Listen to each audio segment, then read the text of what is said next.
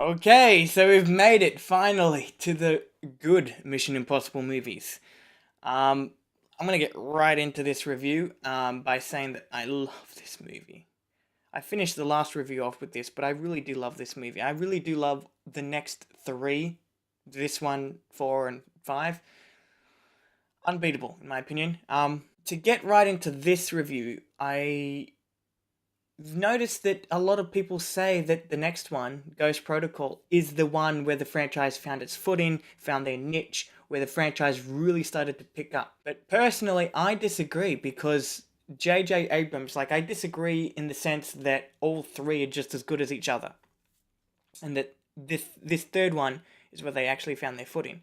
Because J.J. Abrams came on to direct this one. Personally, he's one of my favorite directors in Hollywood.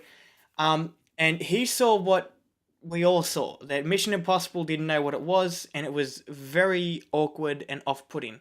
So to rectify that, he came up with a film that is very fast-paced, very action-packed, and very thrilling. Not too many people have called this movie thrilling, but I found it thrilling. And another reason that I think this is where Mission Impossible found its footing, or its niche, is that Naya from the last one is not in this movie at all. She's never mentioned.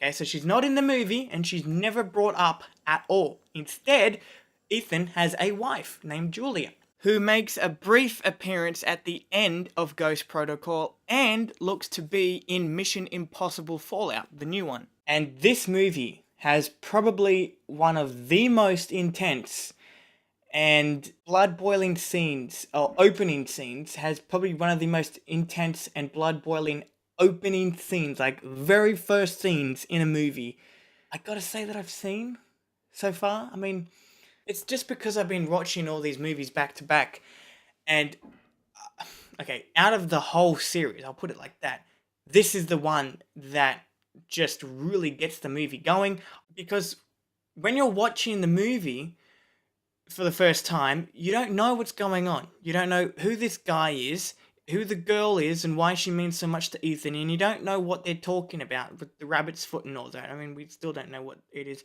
But what I noticed is that when you go back and rewatch it, you do, of course, you do know the context of everything that's happening in this scene. And you know who the girl is. It's Ethan's wife. So that's why I found this scene so damn blood boiling, because rewatching the movie, I know what everything means, except for the rabbit's foot. But that's like, man, it's like, ugh! It's like, I don't know how else to put it, but that's like, it just sucks me in. It just gets me invested upon rewatching it. Alright, so with that first scene, and pretty much the whole movie, it's all elevated by Philip Seymour Hoffman, a fantastic actor, if you didn't know. But I want to talk about his character, Owen Davian. I really love Owen Davian.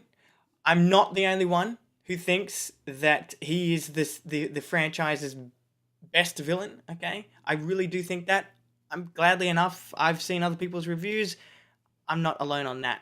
But I think what makes him such a great villain is that he is very different from the past villains and even future villains in future releases of Mission Impossible.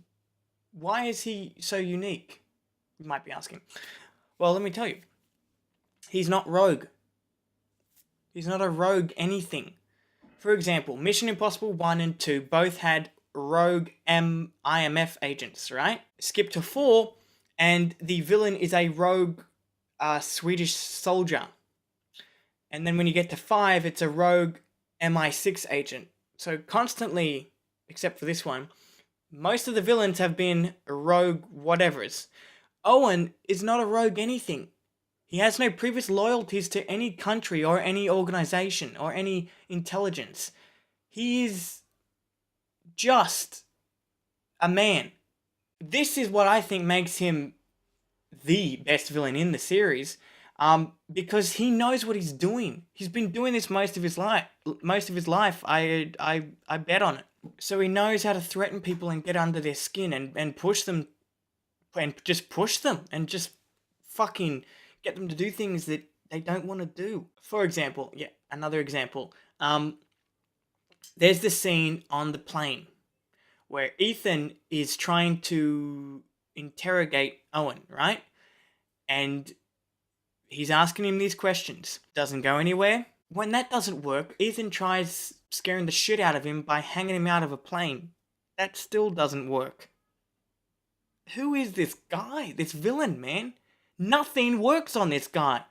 And that's why I love him, because you can see throughout the movie, Ethan is trying to get to him. He's trying to intimidate him. And it's not working. It never works. And that's what makes him a great villain. Because later in the movie, Owen actually gets to Ethan. He takes his wife.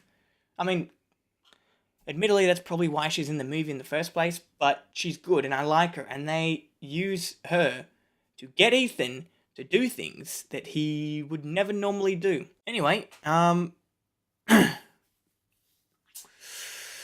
enough praising the movie. I'm going to get into my negatives now. My biggest problem with the movie, which it's kind of a nitpick, but my biggest nitpick with the movie is the rabbit's foot. Now, I was hinting at this earlier in the review, but I don't like the fact that they don't explain what this rabbit foot is. It's this MacGuffin, right, in the movie. And they try and sort of explain it with Benji, where he explains it as this unstoppable technology that will essentially end the world. He calls it the anti-god. And the scene itself was very over the top and felt really out of place compared to the rest of the film. But the movie never explains what this thing is. So, and I do have this is a nitpick of mine, and I do think it's valid, because how can we invest ourselves in the scenes that involve this rabbit's foot when we don't actually know what it can do? We don't actually know the stakes of this MacGuffin. So, and for me, it just felt like the writers were like this in the, like when they're around the table trying to come up with the story. It felt like this is what they were doing. Well, shit. We need Ethan to get something, right? So, I don't know. We need something that Owen is looking for. So there's a reason for him to be in the movie. We need something for him. We need something in the movie that he can obtain. And if he's going to force Ethan to work for him, there needs to be something for him to actually obtain. We'll just do this. But we won't tell the audience what it is, because we don't actually know what it is. So we'll just make it ominous. And that's honestly what I think just happened. And I wouldn't be surprised if it actually did happen. But that is my biggest problem with the movie. Anyway, those are honestly just nitpicks with the movie that don't actually affect my overall opinion of the movie. I love this movie, and those are nitpicks. Even the rabbit's foot, as detailed as my explanation for it was, about why I don't like that aspect of the movie, it's still a nitpick that, honestly, when I'm watching the movie, doesn't really matter. Anyway, I do love this movie. I actually had a lot more to say about it than I thought. And I guess I'll see in my review for Ghost Protocol, which I do love.